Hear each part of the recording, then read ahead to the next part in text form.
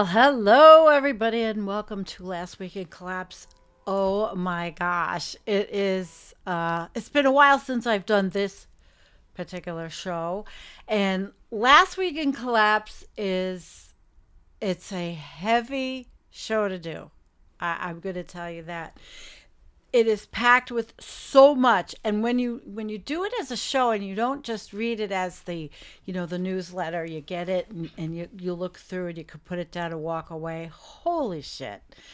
So it's been quite a day here, and as I was working today earlier to set this up, we had a windstorm. The worst of the thunderstorms thankfully passed by, but it was so windy here that the power went off. And I was in the middle of working on things. And the last time that happened, I lost a whole bunch of stuff. But now, well, because of your generosity, I do have a universal backups, this battery on this thing. So when the power went off, the battery was on and I didn't lose anything. So here I am tonight with this show. Busy show. I have a lot. Hope my voice can take it. Let me quickly say hi to Kim and thank you for moderating. And I don't know if Looney's here, but there's a lot of people. Hi, Teddy. Hi, John and David, Stephen, and Devon. Teddy, it's great to see Cynthia. Great, great, great. Thank you very much. All right, we're going to get started. This is just, like I said, it's busy. And let me pull up the look at I'm a little I didn't lock the overlay. I gotta move the screen. Okay, now let me pull it all up because I have a ton. So I've got to get started. Because if we start talking about some of the things you're talking about in the chat, I'll never get to the show. So here we go. Last week in collapse. Bombs, gang warfare, an assassination attempt on Trump, forest degradation, and a lot more heat records. And we're going to go through this, and I've got a lot of stuff picked out. And that I enjoyed actually doing. And we're going to have a little learning too, because I think sometimes when we go through these things, we have to get a refresher course on some of the measurements. And when we're looking at these graphs, how they're calculated, we might be citizen scientists, but we are certainly not climate scientists. And so it's good to learn those things. So that's what we're going to be doing. Hurricane Beryl. We all experienced that, I think, a lot of places. It weakened as it moved north from Texas into the United States. But it still caused flash flooding as far as New England and a record number of tornado alerts for July. At least 8 Americans died as the storm moved through the southern United States. So AP had reported on this, and I thought I would just pull up the article that AP had. There was a lot of damage. This was Indianapolis. The remnants of Hurricane Beryl dropped tornadoes and threatened flooding. That was last week as the system churned into Canada and the northeastern U.S. as the system leaving millions in Houston without power. And Houston gets hammered. They really do. They got hammered in their hurricanes. They get hammered in just everything happens to Houston. Okay. Thousands of customers lost power in New York, Michigan, Pennsylvania, according to Power Outage US. Now, that's funny because I didn't lose my power through all of those insane power outages. I didn't lose my power, but I lose it today, and it was windy. So at least one tornado touched down Wednesday afternoon in upstate New York, the Weather Service reported. Videos posted to social media showed swirling debris under ominous skies. It damaged trees and property and communities south of Buffalo City, Erie County executive. There were no reports of injuries, and I'm going to tell you, I was in my basement because it was scary, and I thought it was coming here. We didn't know it came. It went 60 miles northeast to me. It was right down the street. It hit in Eden, New York. My friend lives a mile from it. She was telling me about it this weekend. Farm, a whole farm. I mean, all the everything was just destroyed. People's houses, trees, and this has happened to me. So it's a particular scary thing, you know. It is, and so they got hammered in up from me. You know, people, you know, it's funny in the news they say you see them on the news and people will be interviewed. Well, this doesn't happen here. Yes, it does. It happened here in 2017, but the news was just not coming to my property, my place. So there had been an article I read which was nice. It was because they did go through all the tornadoes that have happened and they actually included the one that nailed my place. Okay, let's go back here. Cyclones in Canada can also spread wildfire smoke aerosols. That's nice, isn't it? Although Colombia continues to lose forest each year, the amount of deforested hit a record low for over 20 years. In 2023, 792 square kilometer of forest was lost. That is a big drag, equivalent to about the half size of Greater London. And you know, I want to go back for a minute because I really did want to show you something on Beryl. I didn't want to read this article, but that's quite a picture. And then look at that picture. Holy crap. This is what happens. You live on the beach. How many years are people going to be living on the beach, right? And I forgot about something I wanted to show you before we moved on. I really wanted to show you this. This is the World Central Kitchen, and they're all over. I'm sure you've heard of them because I know they were in Gaza. World Central Kitchen was on the ground in Texas communities hit by Hurricane Beryl within hours of the storm to support families in Sargent and Surfside Beach where Beryl caused widespread flooding. We are working with longtime food truck partners to provide comforting meals to anyone in need. I really wanted to show you this because I thought they're phenomenal people. These are volunteers. These are the beautiful people that you don't hear enough about because we're always hearing about the horrible political shit, which I'm guilty. I talk about. But let's watch this, okay? I liked it, and we're gonna watch it.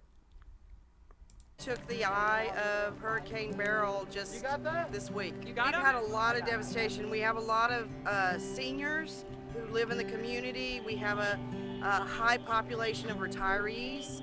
And those people have been very adversely affected, first by the storm destroying their homes, and then by the lack of power, sewage, water. One of the amazing things is you guys from World Central Kitchen have provided us with food trucks to feed the crews that are working, but also feed the community. There we go. Thank you very much. Tomorrow we coming back 4 p.m. All my employees, all my staff, and no power. All right. See you tomorrow 4 p.m. Yesterday and today we've been serving grilled chicken with sauteed vegetables and vinegar vegetables. Today we are serving rice with sauteed vegetables and grilled vegetables. How'd it go? Good. I'm about 20 short.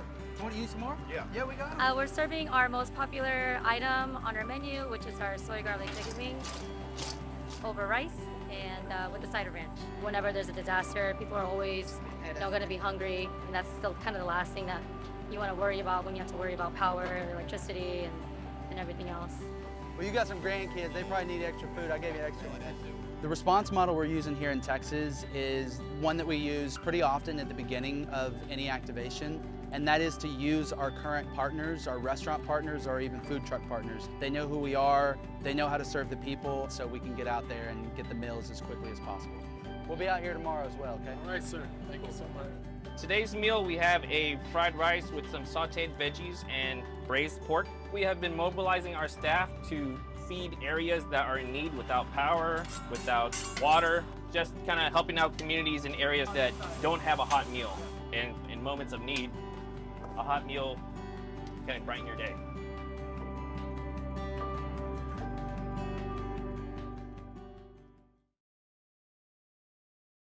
It's really scary, actually, um, when you go through this. And it's really nice to see people helping each other. And when these kinds of catastrophes happen, and we don't want to see them, right? We don't. But you see that there's no left, there's no right, there's no garbage. People come out and help each other, and that's what happened there, and that's what happens in all the communities for the most part. Okay, so we're going to go to the forest cover, and the nature study on forest degradation from selective logging, fire, and edge effects is a major driver of carbon and biodiversity loss, with annual rates comparable to those of deforestation. The effect of degradation doesn't stop at the edge of roads or farms, can be felt over 1 mile into the forest as well. Let me shut that off. Okay, I gotta close these windows. All right. Oh, I had another one I totally forgot about. This was just this is just going back to the tornadoes, what they look like. And it was the most tornado warnings issued in the US since a single July day since records began in 1986. So that was kind of crazy, huh? All right, we're going to go into the forest now. Sorry for going back and forth. I feel a little rusty today for some reason. I guess because I haven't done Last Week in Collapse in a while. All right, so here we go. This study, now you never think canopies. That's the height of the trees. That's the height, and that's degradation of tropical moist forests is greater than previously estimated. So nature did this. This is the publication.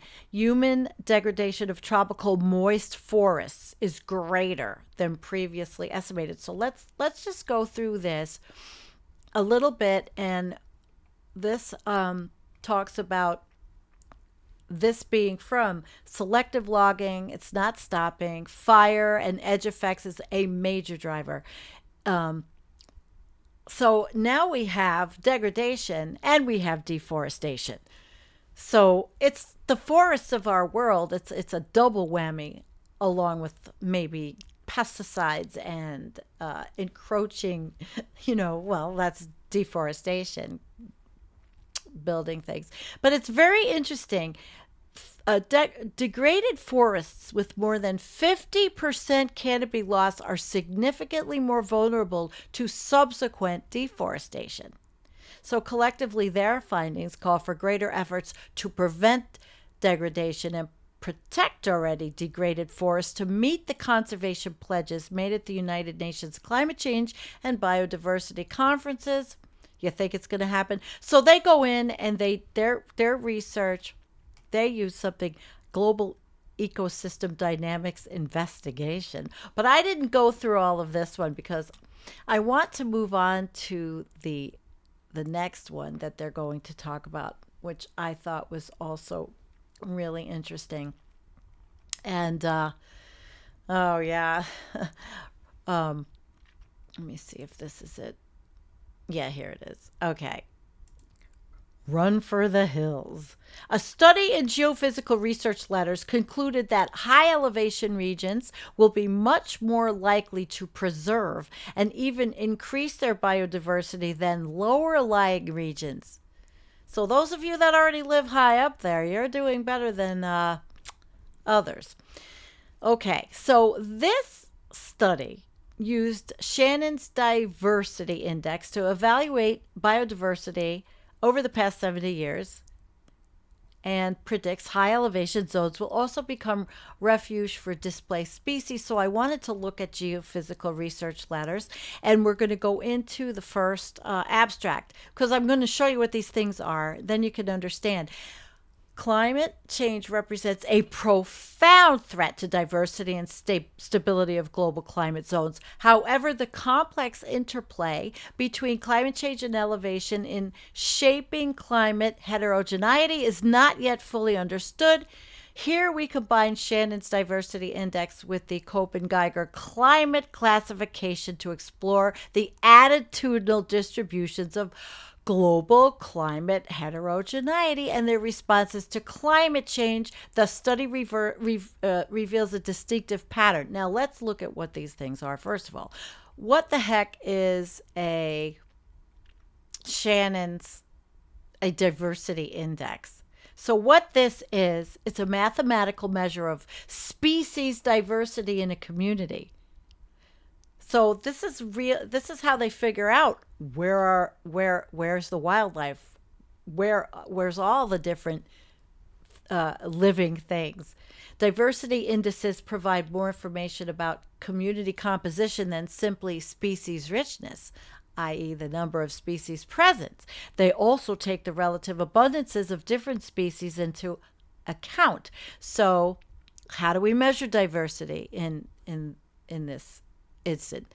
The diversity index, the total number of species, the proportion of species made up, and then the equitability, evenness, and it comes out to an equation. Okay, so we go to that equation, and then we see that in this, I'm going to close this. Sorry about this, but if I close the windows, I don't have slower internet. All right. So then they're going to combine it with what's called Köppen-Geiger climate classification. And I was reading this. I'm like, okay, what the hell is that?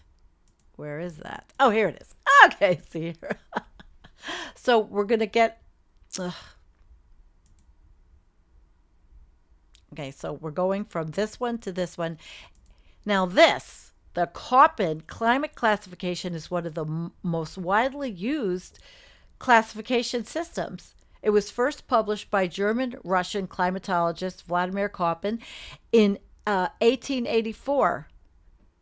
What it does is divides climates into 5 main climate groups, with each being divided based on patterns of seasonal precip and temperature. So they are using both of these measurements to understand why getting higher, not getting higher in that way, but getting higher up is going to be more advantageous in the future. All right? So that's what they do. And they show you that the key points are they employed a high-resolution climate data set to analyze the changes in global climate heterogeneity. With increasing temperatures, global climate heterogeneity amplifies at higher elevations while diminishing at lower altitudes. So anthropogenic climate change primarily drives alterations in the climate heterogeneity at higher elevations. And then they say, okay, plain language for people like us, climate change is threatening the diversity and stability of climate patterns globally, but we're not sure how climate change interacts with elevation to affect climate heterogeneity. In this study, we looked at that, the changes with altitude and how it responded. So I thought that was really interesting. And of course, everything will be in the show notes. They used the simulations, which I just showed you what they were, which was, I don't know, I'm not ready for that one yet, which was this one and this one. So that's what they used. And then we learn that the study shows high elevation regions are important because they can sustain diverse climates and are likely to be a safe haven for plants and animals when climate diversity continues to decline at lower elevations. So if you live by the oceans or you live in a really low zone, I'm sorry, but it's going to be worse. And you'll see the animals will start heading for the hills, which is what was written here. So we don't need to go through all this, but it was really a pretty cool study. So again, everything will be in the show notes. A study from Earth's Future found the capacity of American forests to store carbon has been impacted by drought and wildfires. 19 forest regions were examined in the American West. Global drought trends are on the rise, leading to diminished terrestrial water storage, increased plant water stress, and elevated tree mortality. In many places, extreme droughts are amplifying the frequency, size, and severity of climate sensitive disturbances like fire, insect outbreaks, which I think I was reading about an insect outbreak in the Southwest, somewhere where people were saying the mosquitoes were so insane. It was like they couldn't even walk outside without going through scores of mosquitoes, and it sounded gross to me because I don't see a ton of them here. I get bit, but I don't see them, not like I used to. All right, so we're learning about, so we see that where our species going to go. We're learning about trees, and trees are a big thing for me because I'm always worried. Now I have broken trees all over this place. But it's really interesting to put these dots together, which, thank you, Last Week in Collapse writer does. See, all of these things, they can cause widespread tree mortality and convert vast quantities of carbon from live to dead pools, the authors write. So, what's interesting here, and I don't want to go through all of this, but it just shows you all the different places: the Willamette, the North Cascades, the Klamath, the Southern Rockies, the Southwest California, and all the what's live carbon, dead carbon. In the interest of time, though, I didn't go as far into this one. We just don't have time, not to go around the world. But it was quite interesting. So we'll just go see global drought trends are on the rise, leading to diminished terrestrial water storage, increased plant water stress, and elevated tree mortality. And I don't think did I open this one? Earth's Future. Yeah, I did open it actually. So again, we know forests are a large carbon sink, and they could serve as natural climate solutions that help moderate future warming.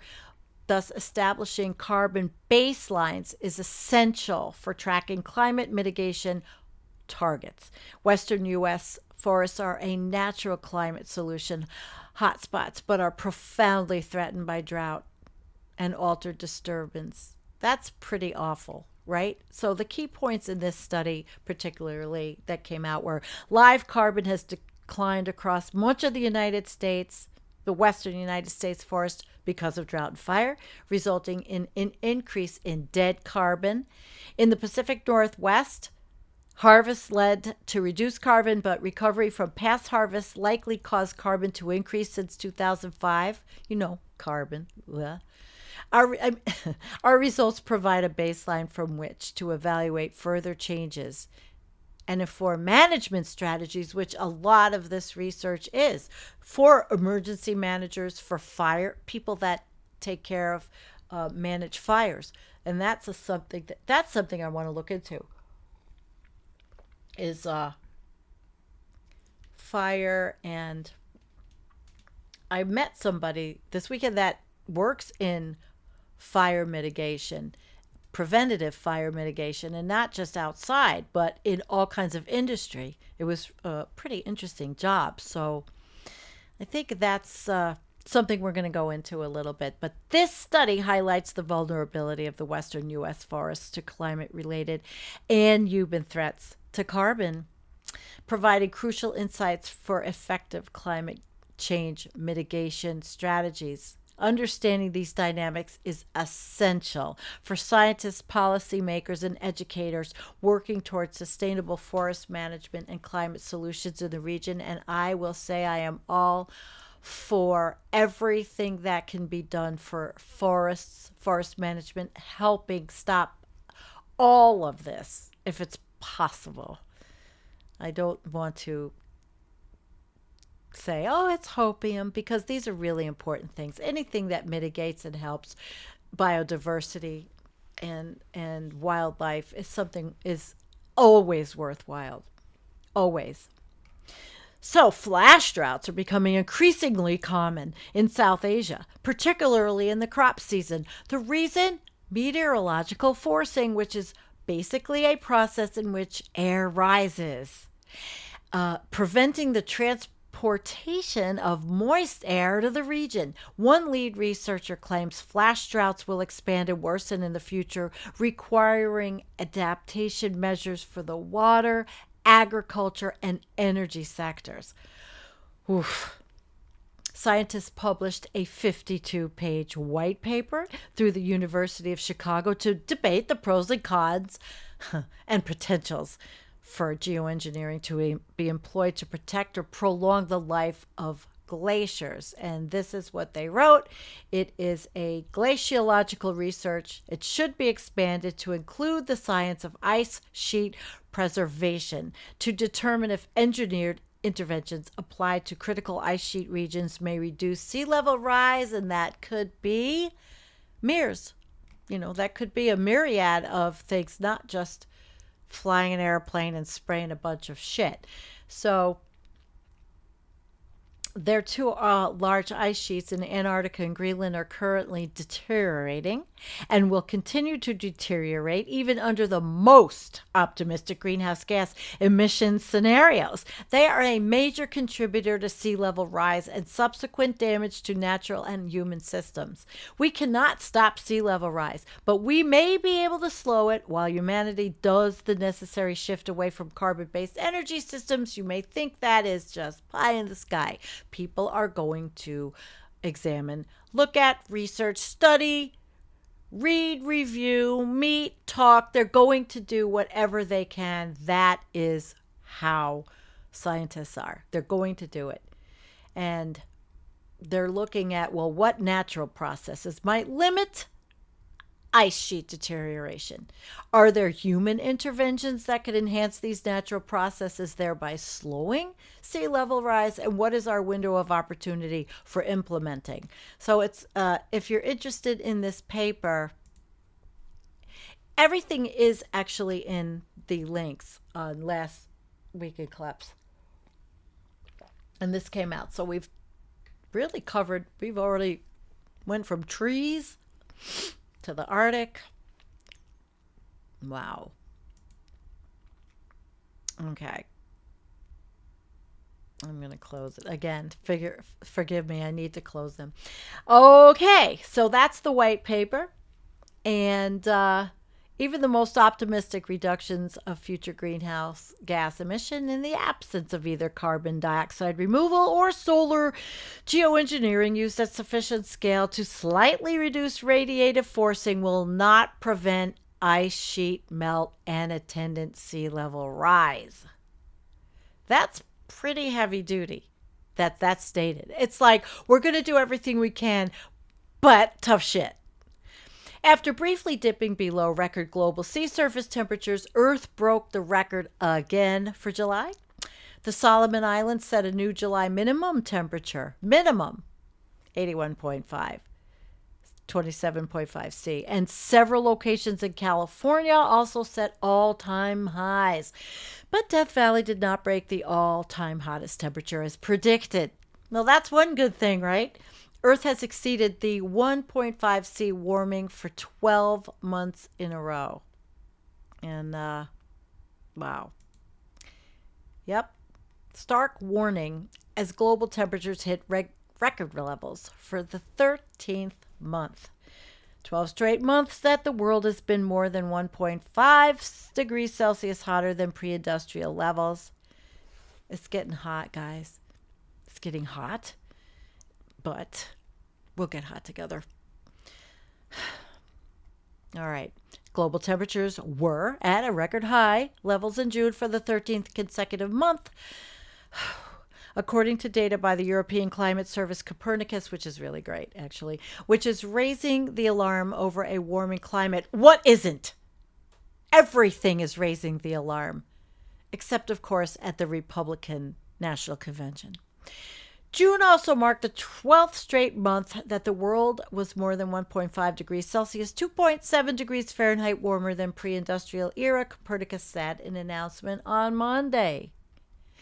It said global temperatures averaged 62 or 16.66 last month, which was 0.67 degrees Celsius above the 30-year average. It broke the record for the hottest June set a year earlier by 14 degrees Celsius, 0.14.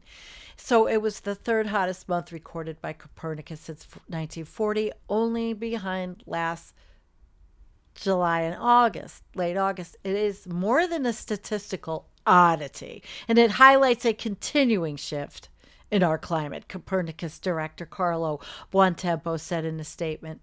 So there you go, guys. Daily global average temperature. Whoop, up, up and away. What is it when Jennifer and I do the show together? Everything goes up. A lot of things don't come down. Jeez. But anyway, that was good. And there you go. This is the sea surface temperature. Other places in the United States set heat records, and 146 million people were put under heat alerts. Even today, where down in New York City, it was 94 to 96 degrees along the Hudson River towns, which, as I grew up there, I don't remember that kind of heat at all. You know, maybe a heat wave in August for 2 days. 6 died. New York City hit temperatures so high that a swing bridge's metal expanded. Did you read about that one? I didn't open it, but it was like, and then of course on TwitX, the conspiracy theories abounded about that bridge. It was hot. It would not close. I should open it, huh? Let's look at it.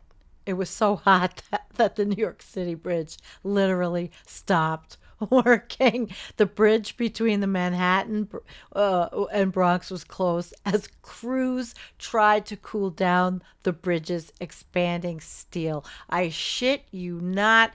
This shit's happening. It's happening. All right, we're going to move on, but it's happening.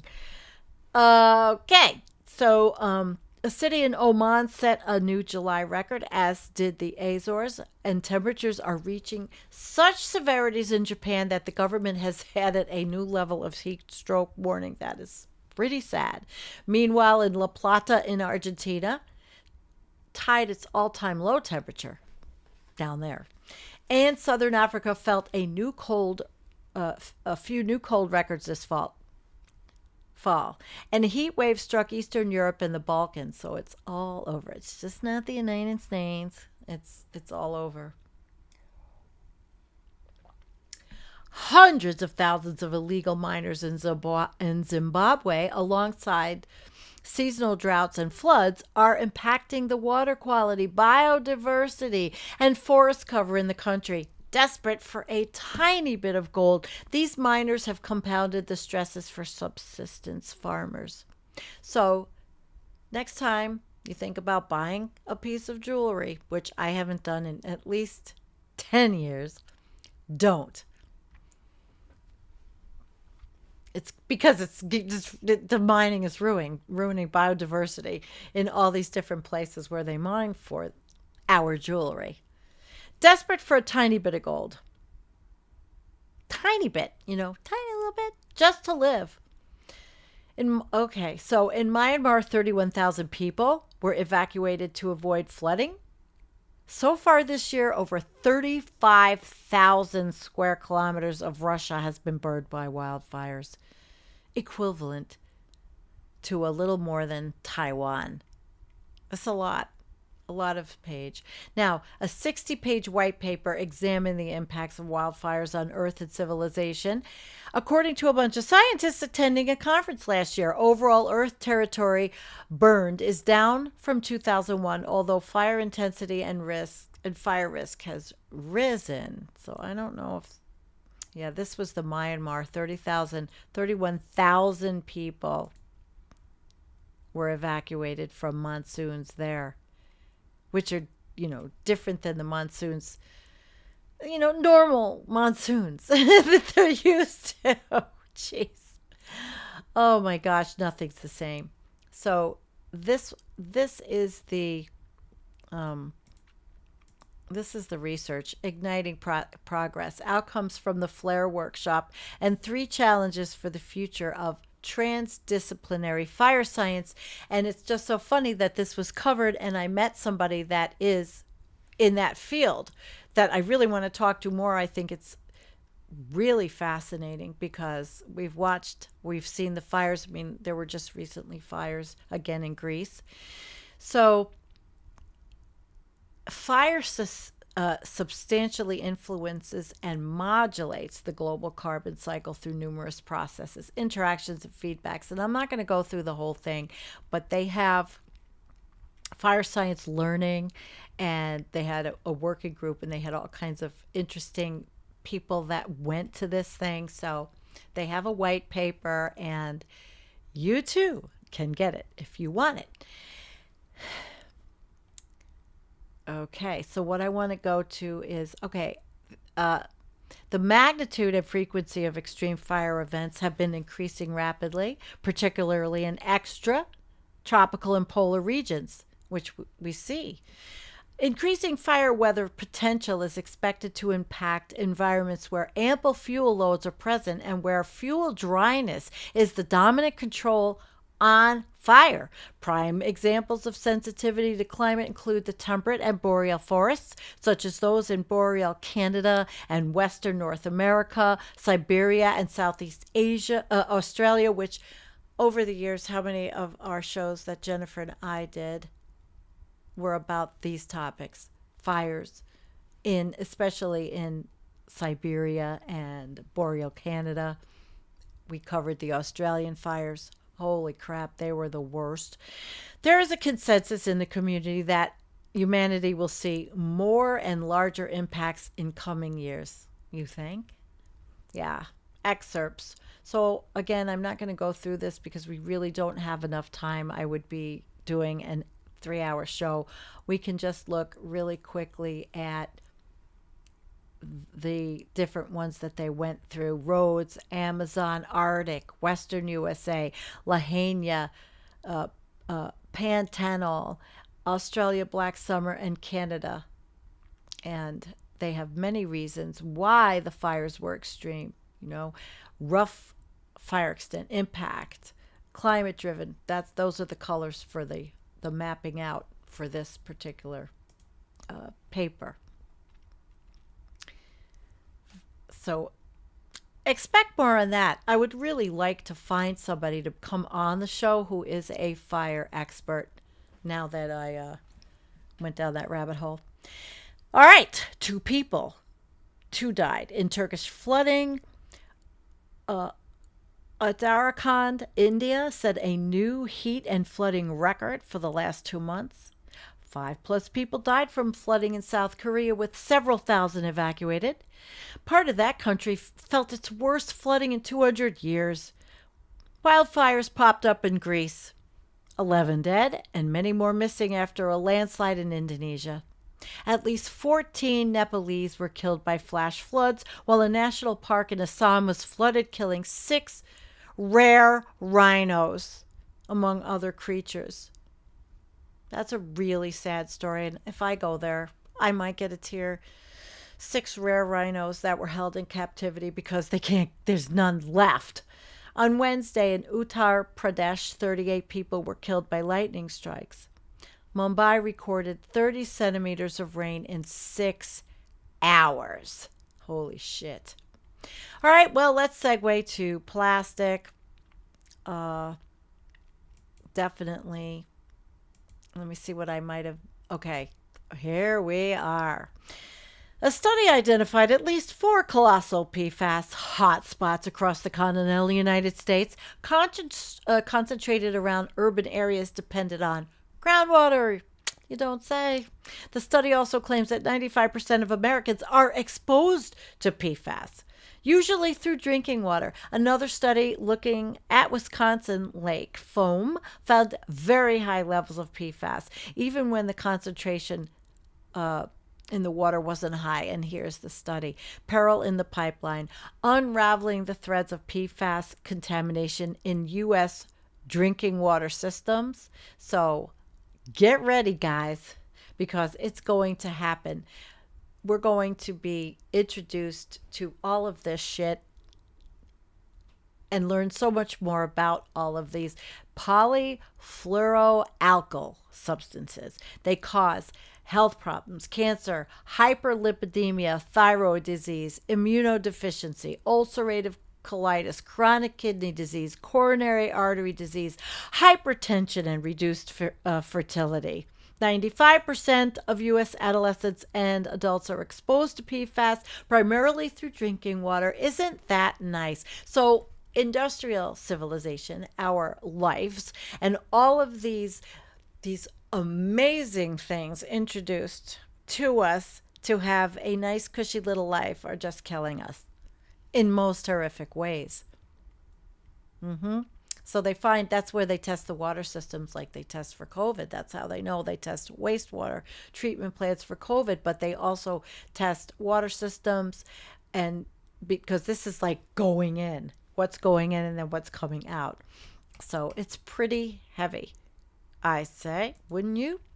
So significantly is observed in counties with non-durable goods manufacturing industries. The health industry may be a significant source of PFAS in local water bodies. And what have I told you guys about the medical cannabis industry? How much plastic it uses. Brand new industry. How many years now? It is probably, I don't even know what the percentage is of healthcare plastics and PFAS that are polluting the water and the garbage dumps. We also observe a positive correlation between PFAS and government enterprises, including military, that's a surprise, military firefighting and government-operated airports. Drinking water PFAS contamination is correlated with population density. As developing countries continue to grow and catch up with the U.S. standards of living, including consumption,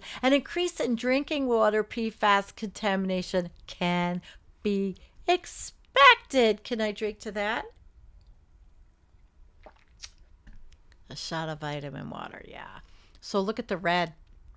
You see, these people are in these areas. Whoo! Not good.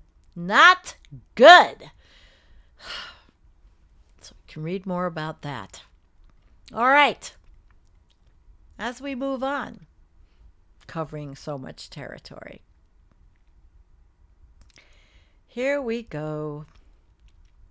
BP. British Petroleum. They predict that 2025 will see the world's peak oil demand, with global supply hitting 102 million barrels a day. After 2025, oil will play a significant role in the global energy system for the next 10 to 15 years as the world transitions away from oil. Wrong one. Here we go.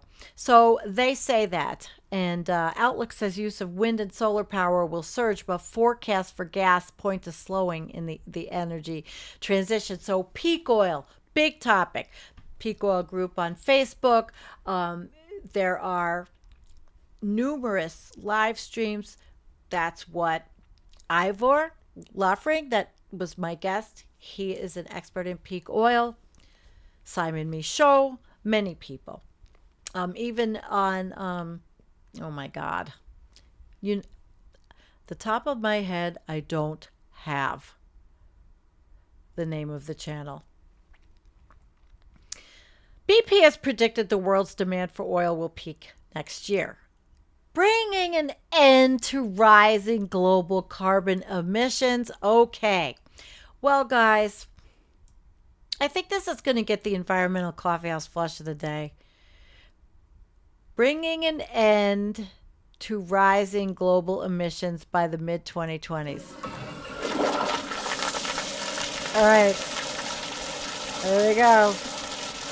The energy company's influential outlook report has found that oil use will increase by about 2 million barrels a day to peak at about 102 million. What do you think? Put your comments in the show notes. If you have a comment on this one, put a Q or questions or anything you want me to go back to, because I'm not looking at the chat really at all tonight. I really want to pay attention to what I'm doing, and then we're going to talk after. The first forecast scenario shows the world's current energy transition trajectory, and others shows pathway to meeting global net zero targets by 2050. Too bad I didn't have my little hopium video the press. However, the report sets out starkly different pathways for the future demand for gas, which has emerged in recent years as a key growth area for energy companies, including BP. It feels like they are talking out their mouth or ass at the same time. Under the report's net zero scenario, gas use would peak around the middle of the decade before halving by 2050 compared with 2022 levels. Guys, what do you think 2050 is going to be like? I won't be here. My kid will. But the current trajectory suggests gas demand will continue to grow throughout the forecast, right? So I read that twice. Grow, grow, grow, grow. Yeah.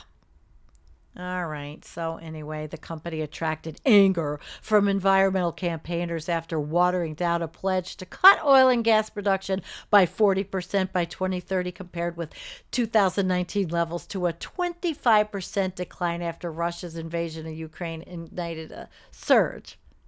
Thank you, Vladimir Putin, and all of them. Thanks so much. The Outlook's findings are likely to stoke fears that the global shift away from fossil fuels towards clean power may be slowing. Oh my goodness, you really think? So when people say, why do you call yourself a doomer? And I really don't. I mean, I'm just a person that knows this big picture. This exact article is why. We're never going to get off it. And if we do, we've got to worry about the aerosols that we lose that are keeping the planet cooler. So it's not going to happen. There we go. I guess that's for Elliot and Sam. Tain't going to happen. Okay, there's my negative spin on things. A case of bubonic plague was confirmed in Colorado last week. South Africa's monkeypox cases hit 20 last week, all males. Bird flu has mutated in cows, driving scientists' fears that it may eventually mutate to become transmissible between humans. I discovered another source to track global but primarily European disease happenings. The weekly communicable disease threats reports by an EU agency, which may be of interest to you. Data on malaria confirm a rise in worldwide malaria cases starting in 2020.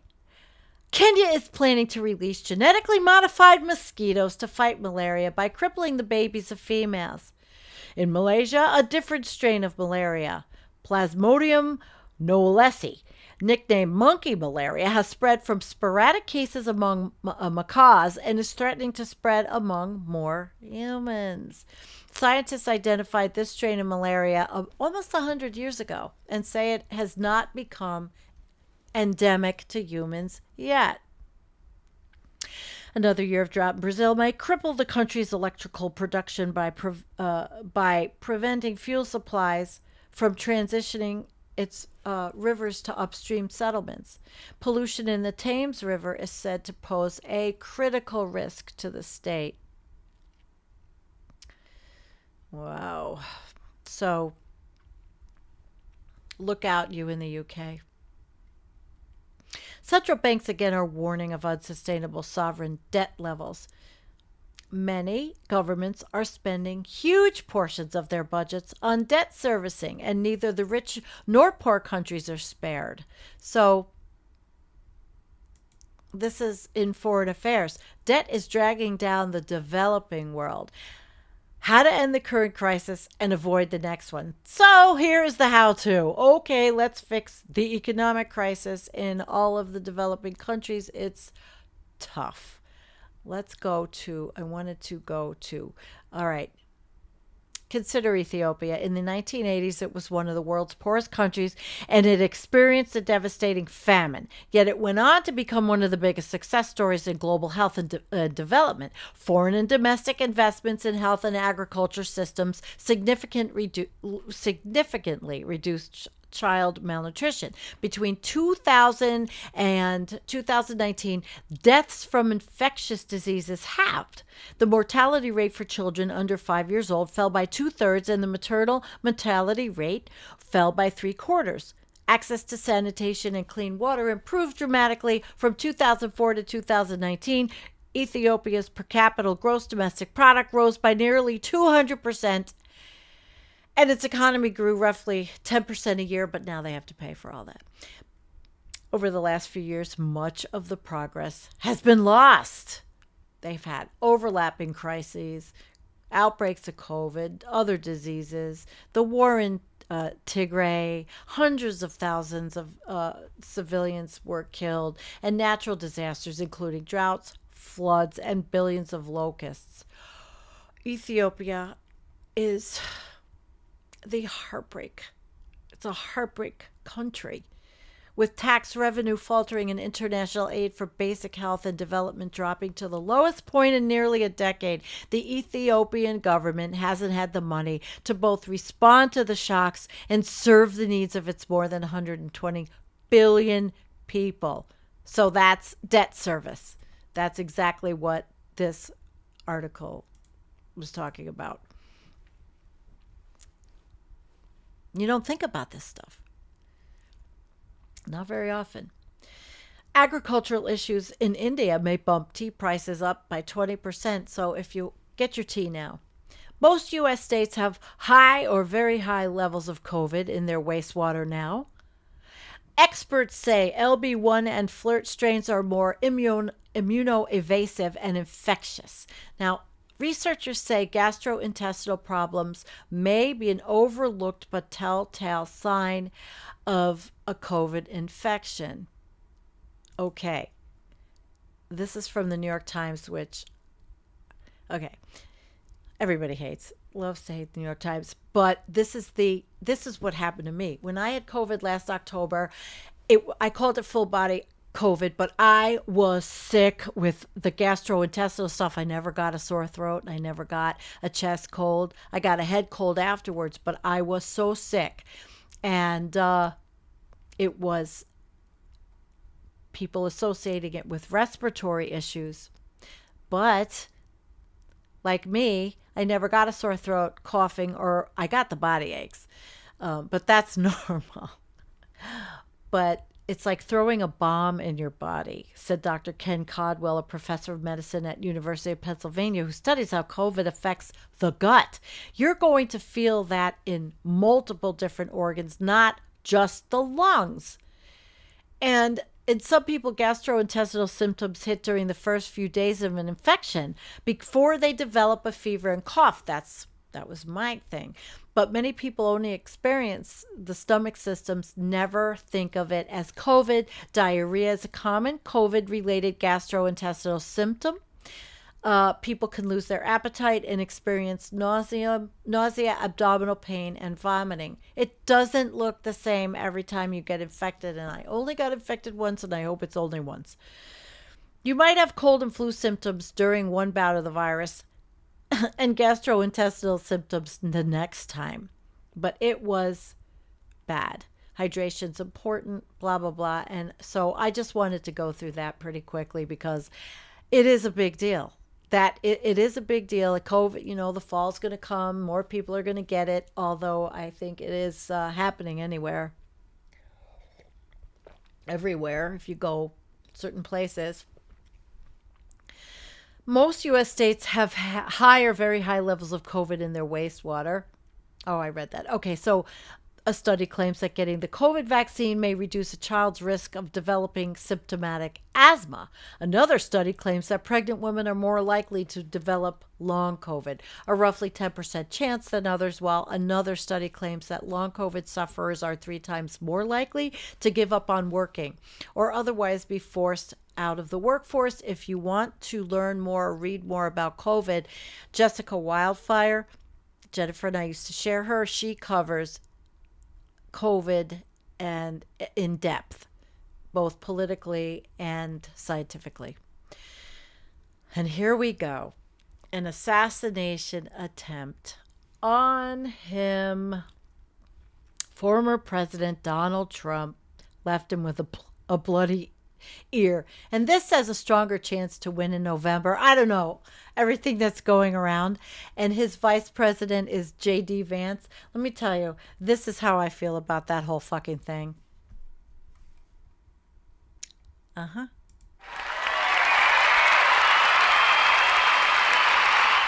Yeah, right. Okay. Actually, it's more horror, actually. The whole thing is nuts, but like everything in the United States, it's nuts. If you go onto TwitX, you're going to read conspiracy theories on every which way. But when you look at what happened there and you look at all the video and all, it's suspect. All I have to say is I know Steve Bannon's in prison. Where's my tinfoil hat? But where's Flynn and Roger Stone? That's it. I'm done. I'm not going down that rabbit hole. Everybody else, you know where to find it. It's all over YouTube. I don't have to cover it. 5 Indian soldiers were ambushed and slain in Jammu and Kashmir, probably by regional insurgents. India is rapidly developing 12 hydropower plants in Arunachal Pradesh, where China claims the territory. In Pakistan, a record number of journalists have been killed this year with 5 months left to go. Holy shit. Now, it is just getting to be insane for journalists that are real journalists, not Laura Loomer, reporting vicious fascist journalists. I'm talking about real ones. People that are on the front lines. 7 have been killed in the first 6 months of 2024. The most recent was Khalil Gibran. Khalil Gibran. That's a very familiar name. There was a writer, a different writer. He died in June when the car he was driving was ambushed by 2 men who dragged him out and shot him multiple times. Wow. Most of the deaths have taken place in smaller towns and cities, where the role of social media in amplifying the profile of professional journalists and giving a platform to citizens, reporters, has been most keenly felt. Jawad said the attacks were taking place in the context of widespread impunity for perpetrators. The Freedom Network, which advocates for press freedom, said 53 journalists were killed because their work between 2012 and 22, and over that same time frame, only 2 cases resulted in culprits being punished. So, kill a journalist and what happens? Nothing. The M23 gang waging war in eastern, DRC is supported by Uganda, according to a 293-page document from the UN Security Council.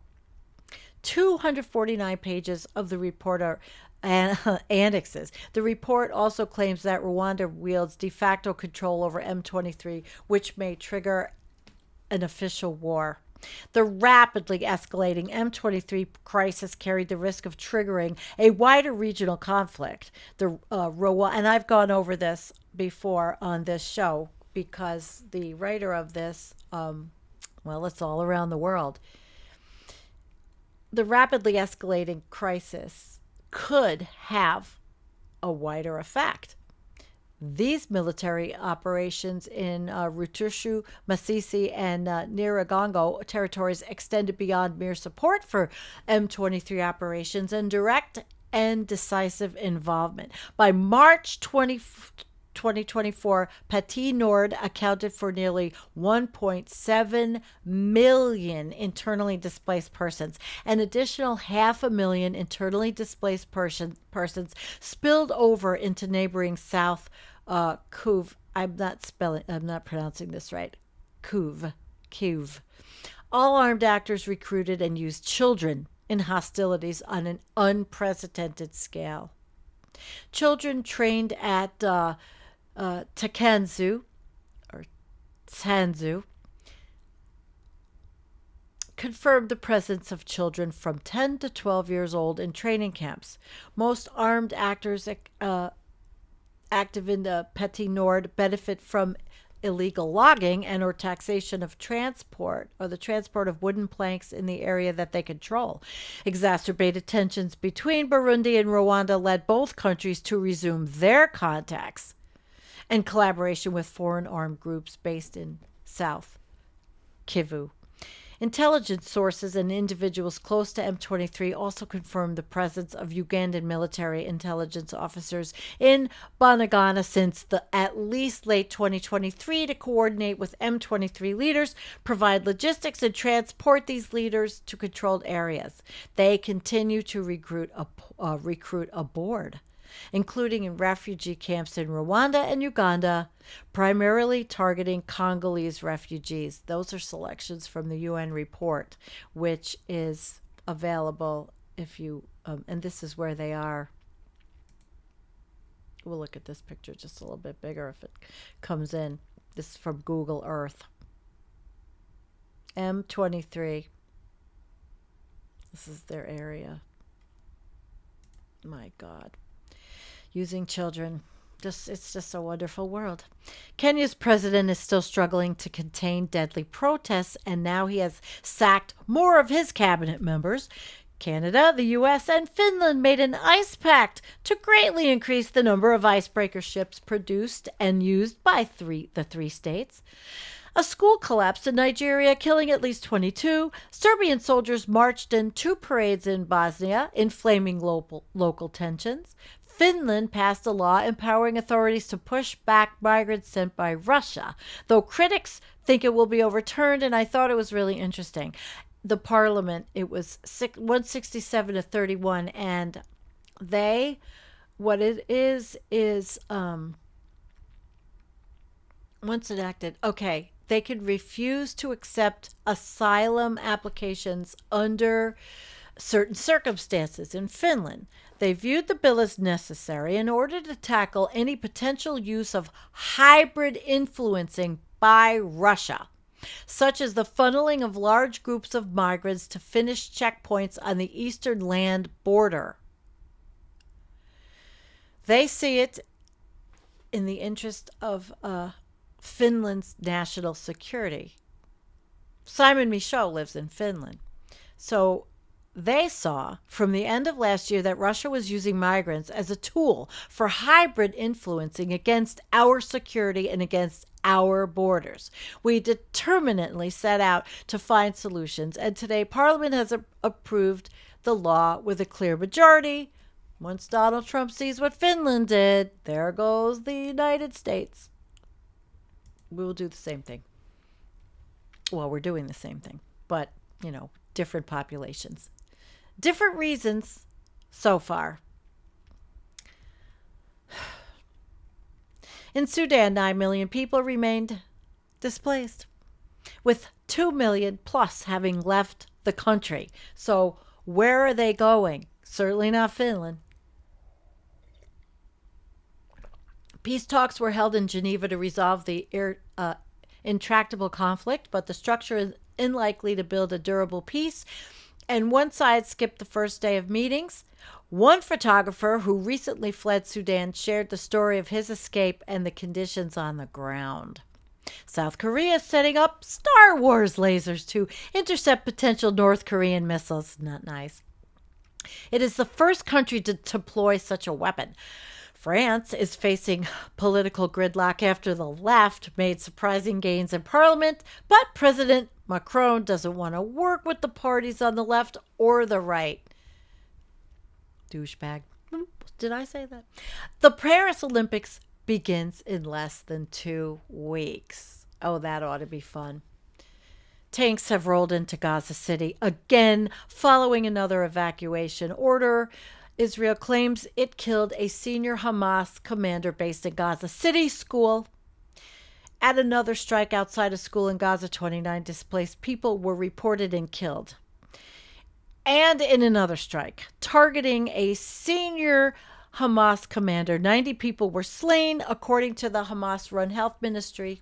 Anyway, a 19-page report on the aftershock of the Gaza war examines political violence and its effects.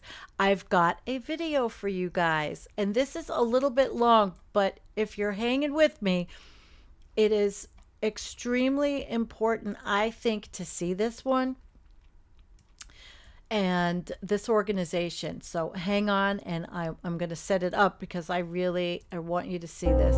All right, listen closely. You will learn a lot from what this gentleman has to say. And I can sit up and take a little break.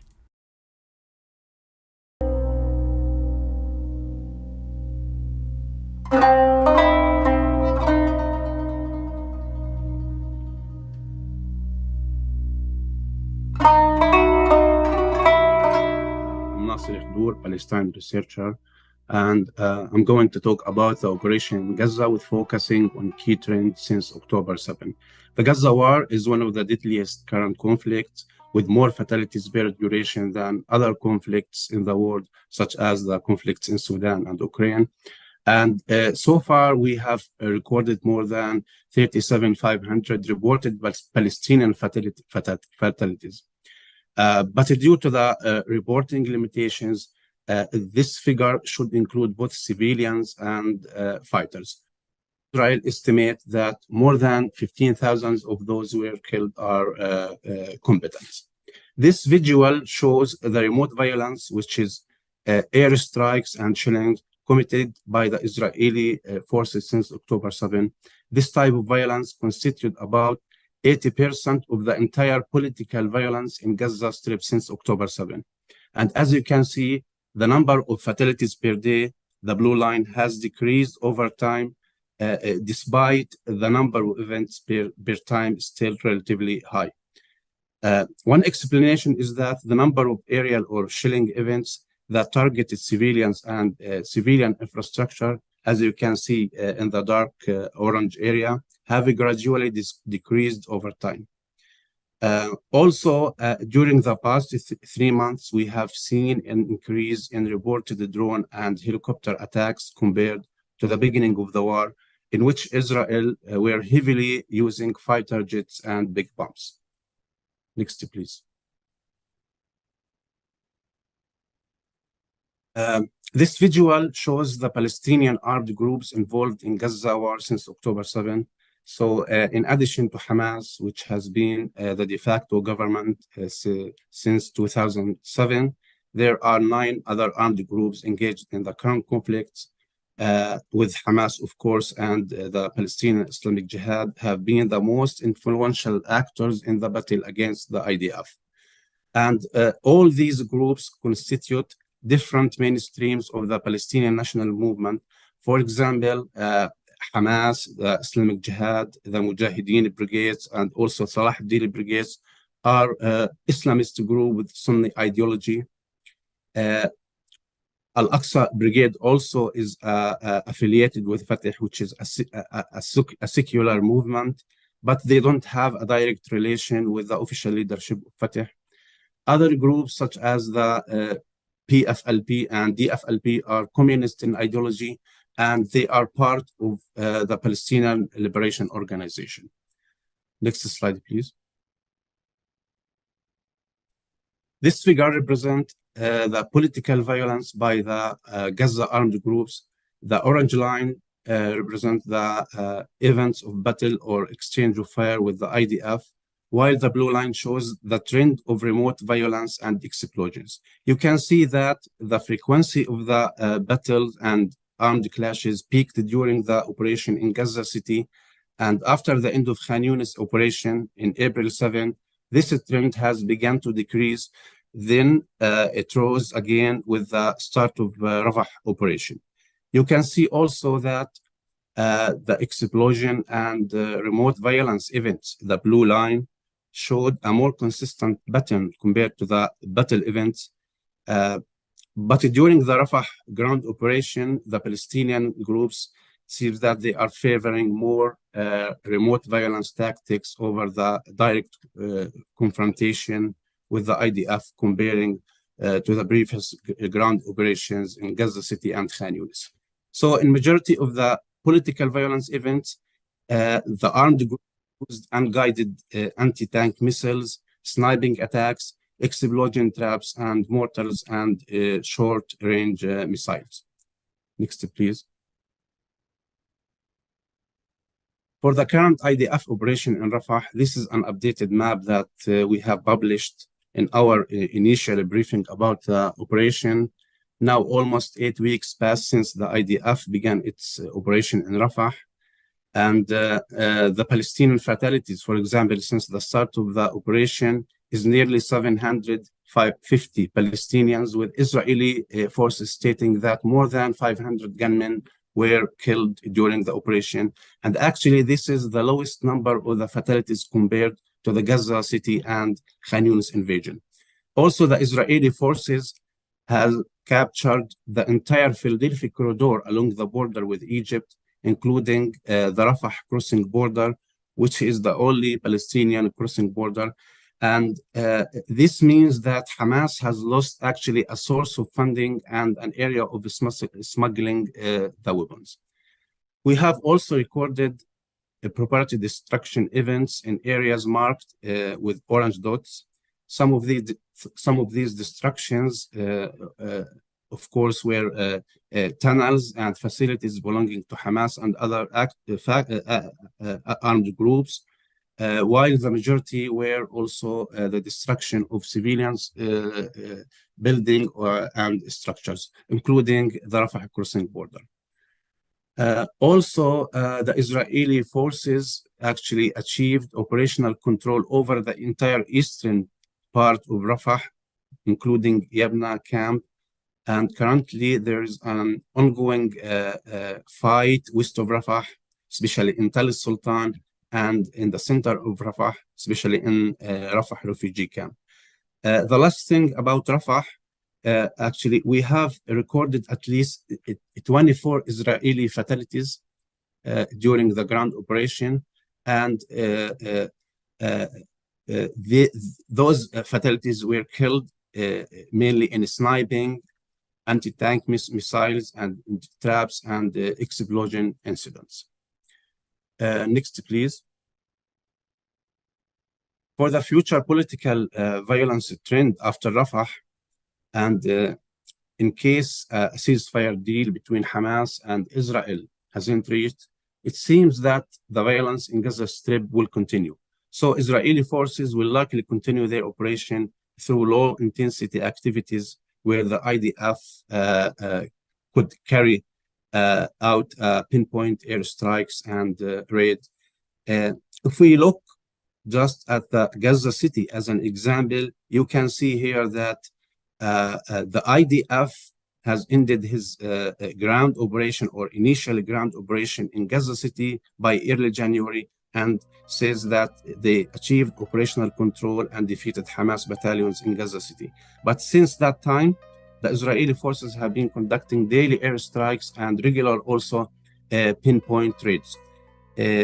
So it seems that Hamas has managed to reorganize itself again and again, and it is still capable to fight everywhere in Gaza City until this moment.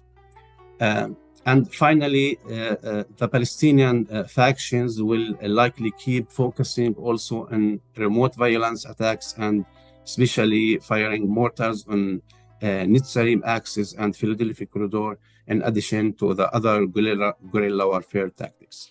Thank you, and I will stop here. Okay, so I thought that was particularly good. It's an hour-long video. I have it. I'll put up the link, but he was just explaining everything that's going on with the Palestinian defense, and you know we're so used to hearing things from American media that this is a group, a nonprofit, so they he did a good job, I thought. So you can get that they go through the West Bank. There were different presenters. I thought it was really good. So I hope you got something from that. The political violence events between Israeli Defense Forces and Palestinian armed groups. He says the deaths are going down, but there shouldn't be any at all. It should be done. It should be done. Russia fired 40 plus missiles into Ukraine on Monday, striking 5 plus cities. The largest damage was in Kyiv, where a children's hospital was blasted and most of the oblast districts were hit. At least 42 people were killed. It was Russia's most deadly attack in about 4 months. About 100 people were hospitalized across the country. 100,000 people lost power. A day of mourning was declared, and then an agreement with Poland was made, empowering them to intercept missiles launched in the direction of Poland. The army chief of Poland is stating that the country must prepare itself for a full-scale conflict that is pretty friggin' scary, I think. And I had one more article that I had not pulled up, but this was Hamas-run health ministry says 141 killed in Israeli strikes. That was part of what happened before. But it's just awful that it's still happening there. Still. Can't stand it. And this was the relief web. This was the Gaza's global aftershocks, by the way. I didn't pull it up. But all right, so Ukraine war briefing, day of mourning in Kyiv after the missile strike on the children's hospital. Look at that mess. it's just one messed up thing after another. One messed up thing after another. Ukraine, Gaza, Sudan, all the different countries.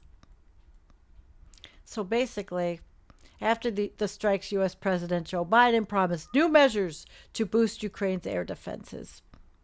I don't know what's going to happen there. I'm not speculating.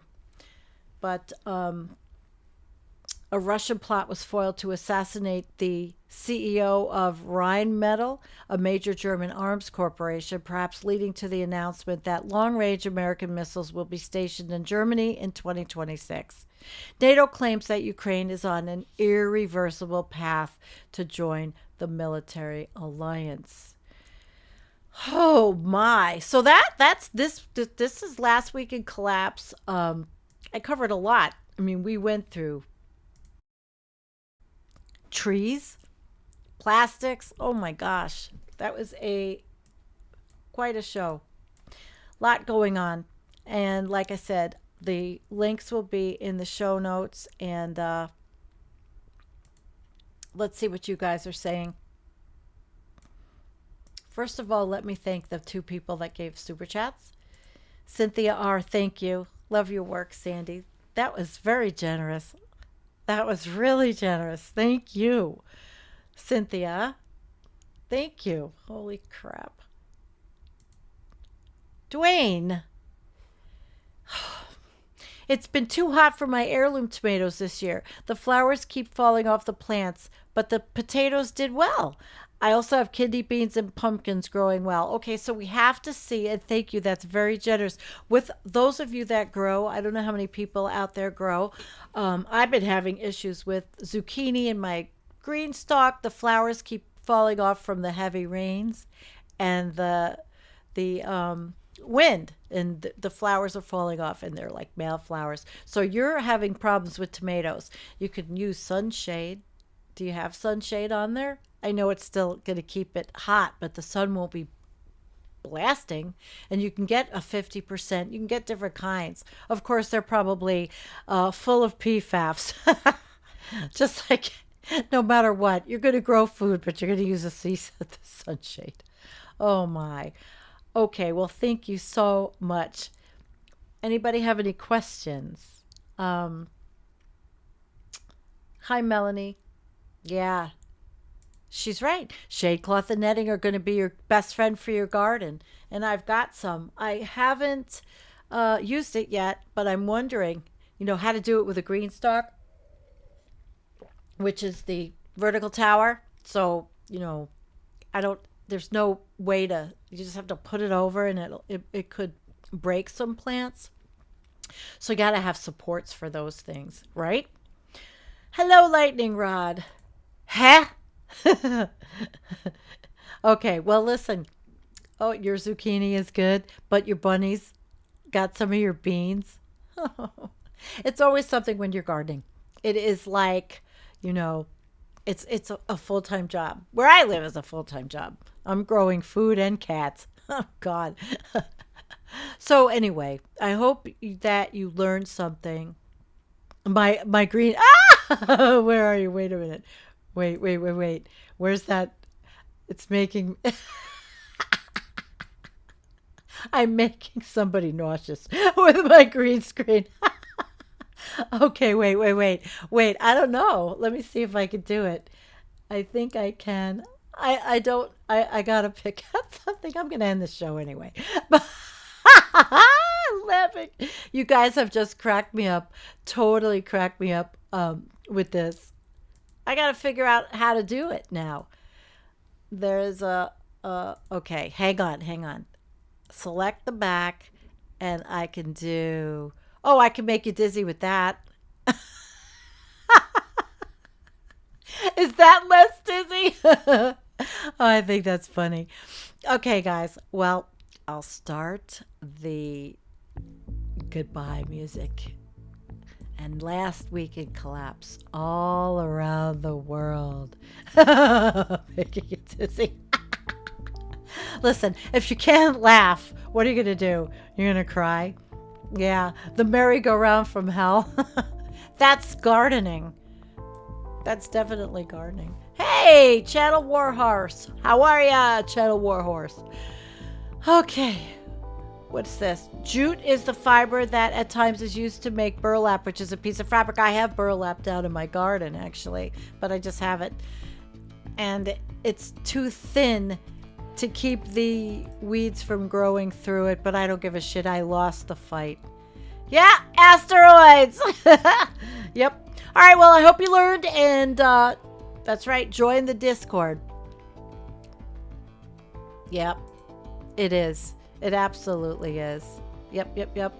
And, don't worry. I will reach people, hopefully more people. I just like to do this. I love this Last Week in Collapse go around the world, but I think once a month is about what I can handle on that one. So peace out. Thank you, everybody. I appreciate all of you. And I will see you Friday night with Nadia. She is our guest. I will have everything up all about who Nadia is and how it's going to be a really interesting one. Okay? All right. So I will do it. Peace.